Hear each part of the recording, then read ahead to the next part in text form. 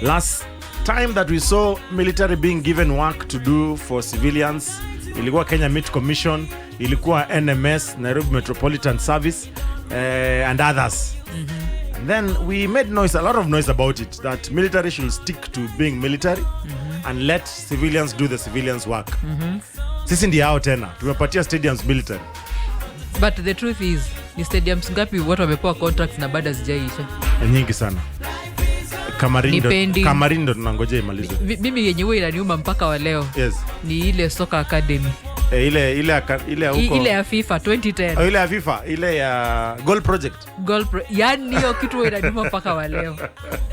Goal Project iko tu kwa data, picha iko. Unaona vile we saw pictures of how Nyayo Stadium would look like, how Kasarani will look like, and how Kipchoge Keino Stadium would look like. I think they were given looking at their work at is it the police or Ulinzi who built a new stadium? Ulinzi the military, they built their own stadium, and then there is Uhuru Gardens, it's military who did it in the last government. Remember, even Uhuru Gardens, that was a bone of contention.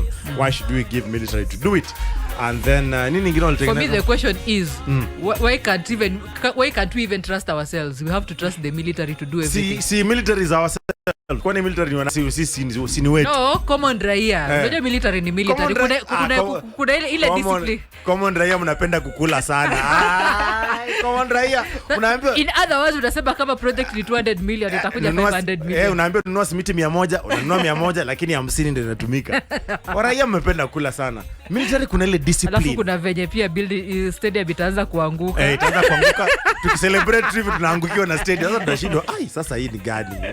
But anyway, I was very skeptical when I saw that. Okay. Yes, military. But for me, I am also thinking they're looking at timelines. We are ready they want to bid and show they are serious about bidding. In that even if you're given, you're like, by next year such a time, stadiums itakuwa. So your project in 1 year? How many 2 years? Probably 2 years. Because AFCON in 2027. Yes. We're in 2023. 2023 naisha. So you have 24, you have 25. 26, so I think 3 years. They've been given. I think the stadium should be ready by 2025. Yes. So they are sure with the military it will be done. So what are they doing exactly? Ni changing rooms wanatengeneza. Nasikia sijui kuna a new stadium being built. Where? And then there is Atalanta something. Yes. And then they are renovating. Okay, to what they want. So in the renovation of Nyayo Stadium, let's take case an example. Nyayo Stadium. Nyayo Stadium was just renovated like a year ago. For how many? Is it took 4 years. No, 3 years. I think in 10 years. It has been renovated thrice. Not even thrice. In 10 years, how many years does it take to renovate that stadium? Because it takes almost 2 years to renovate that stadium. And they just renovate zile kioo za mbele. And then the rest is like that. Did you hear that in Kasarani that nini za Gor Mahia zilibiwa? Valuables. For changing room. last week during the game between Gor Mahia, they were playing City Stars. But now you see also the question comes, there are teams like Gor Mahia and AFC whose home stadium or home ground is either one. Either Nyayo, Kasarani, or so what happens to the local games? Number one, I heard that they will be taking their matches either at Ulinzi. What if Ulinzi has matches the same day? Sasa mtajipanga. So kutakuwa na asubuhi na jioni. Kuna Ulinzi, kuna Police in South B, and South C. And then kuna Kirigiti Stadium in Kiambu. That is historic. And kuna gani ingine around. Machakos is not yet still under renovation. And then the other closest one is because for me Narok. I'm thinking Narok ni mbali. I'm thinking Narok ni 2 hours drive. Watakost job.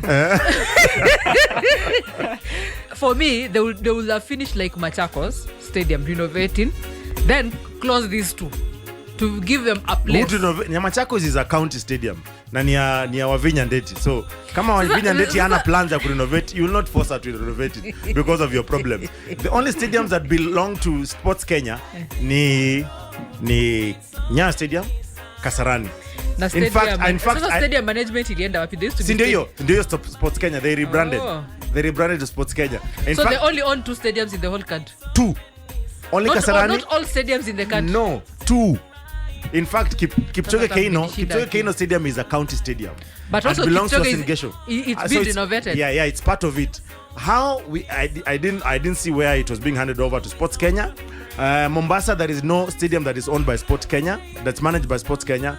In Nyanza, Western, there is no stadium that is owned by Sports Kenya. For me, what I find in fact, Buhungu is owned by Kakamega. We have a parastatal, which only manages 2 stadiums in the whole. Yeah, 2.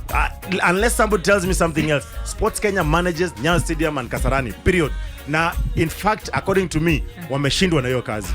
See, that's what I'm surprised. Wameshindwa na hiyo kazi.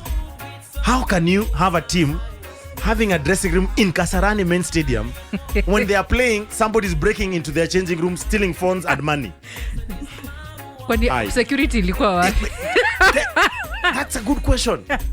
Hii Kenya nayo. Who was paid for the security that hii Kenya tuachane tuna mpira. Mpira nani alikuwa analipia hiyo security? Ilikuwa Gor. Gor is the home team. God is the home team, so they should be taking off the security, but in changing room yao inaibiwa. So sio kama ni security ndo waliiba ama usikasirike sana, usikasirike. Hapana. Jeffers kudanganya. Wewe ndio mwenye nyumba, alafu unakuja unaibiwa kwa nyumba. Na wewe ndio umeweka hiyo security, na uibiwa kwako, na wewe ndio umeweka. How?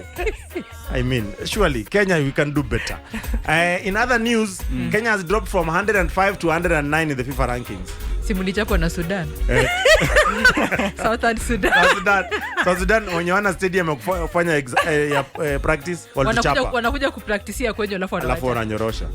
South Sudan wako namba 1. Sema kimeumana. 120. Aye kiliumana kitambo. Anyway, you can talk to us on Twitter. And by the way, let me just get to the social, see how it's doing there on Facebook. Na natumai kwamba kuna mtu ameongea pale in the name of Lucy Wangare. Najua leo ako na moto sana. DJ D-Nice anasema from Eldama Ravine, Chepsito Massive. Shout out to Manu Kibema, Westlands Nairobi, Liza Chebo Kibema and Sogome at Kiwan yuko sijui ni wapi, and from DJ D-Nice. And then Queen Belinda anasema count me in. Timothy Ngaira on board from Kitale together with the Shingongo family. Umesikia hiyo Lilian, nao ni watu wa kwenyu. How sure are you? Sikia tu hizo jina.